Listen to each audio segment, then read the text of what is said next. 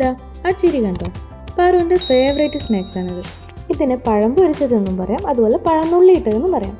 പഴത്തിൻ്റെ തൊലി കറുത്തെന്നും പറഞ്ഞ് ഇനി കളയാൻ നിൽക്കല്ലേ, നമുക്ക് പെട്ടെന്നൊരു സ്നാക്സ് ഉണ്ടാക്കാം. വന്നേ നോക്കാലോ. Welcome back to my channel, it's me Paru's mom. അപ്പോൾ തുടങ്ങിയാലോ. ഇതിനു വേണ്ടി ഞാൻ ഇവിടെ എടുത്തിട്ടുള്ളത് ഒരു വലിയ പഴുത്ത റോബസ്റ്റ പഴമാണ്. ഇതിന് പകരം നിങ്ങൾക്ക് ഏത് പഴം യൂസ് ചെയ്യാം. നേന്ത്രപ്പഴം ആയിക്കോട്ടെ, ചെറുപഴം ആയിക്കോട്ടെ, ഏത് പഴത്തിനെ കൊണ്ട് നമുക്ക് സിമ്പിളായിട്ട് ഇതുപോലെ ചെയ്തെടുക്കാൻ വേണ്ടി പറ്റും. ആദ്യം തന്നെ പഴം ഇതുപോലെ ഫോർക്ക് വെച്ചൊന്ന് ഉടച്ചെടുക്കാം. കൂടുതൽ പേസ്റ്റ് ആവണ്ട. ഇതിലേക്ക് ബാക്കി ഇൻഗ്രീഡിയൻസ് കൂടെ ചേർത്ത് കൊടുക്കാം. ഇതിനായിട്ട് ഞാനിവിടെ എടുത്തിട്ടുള്ളത് ഗോതമ്പ് പൊടിയാണ്. അതിൻ്റെ പകുതിയോളം അരിപ്പൊടിയും കൂടെ ചേർത്ത് കൊടുക്കാം. അപ്പോൾ നല്ല ക്രിസ്പി ആയിട്ട് കിട്ടും. പിന്നെ ഇത്തിരി ഏലക്കാപ്പൊടിയും കൂടെ ചേർത്ത് കൊടുക്കാം.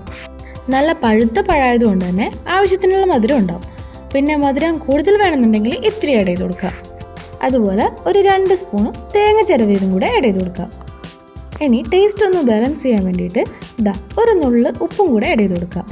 ഇനി ഇത് ഫോർക്ക് വെച്ച് തന്നെ ഒന്ന് മിക്സ് ചെയ്തെടുക്കാം.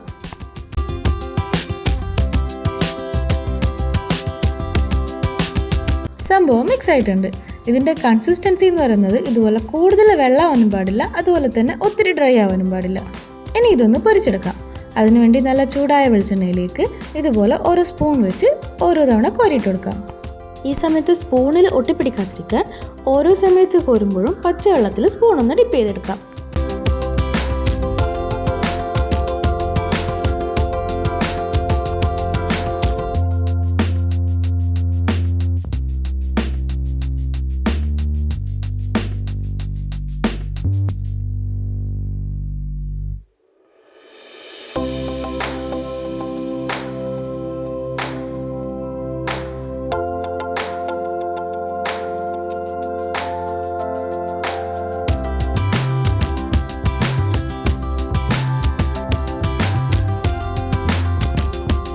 ഇതാ ഈ ഒരു പാകമാകുന്നത് വരെ ഓരോ തവണയും മറിച്ചിട്ട് കൊടുക്കാം. കരിഞ്ഞു പോകാതെ സൂക്ഷിക്കണം.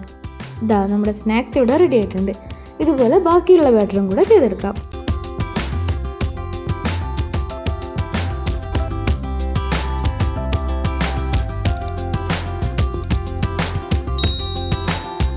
വീഡിയോ ഇഷ്ടമാവുകയാണെങ്കിൽ ഫോളോ ചെയ്യുക, കമൻറ്റ് ചെയ്യുക, സബ്സ്ക്രൈബ് ചെയ്യുക.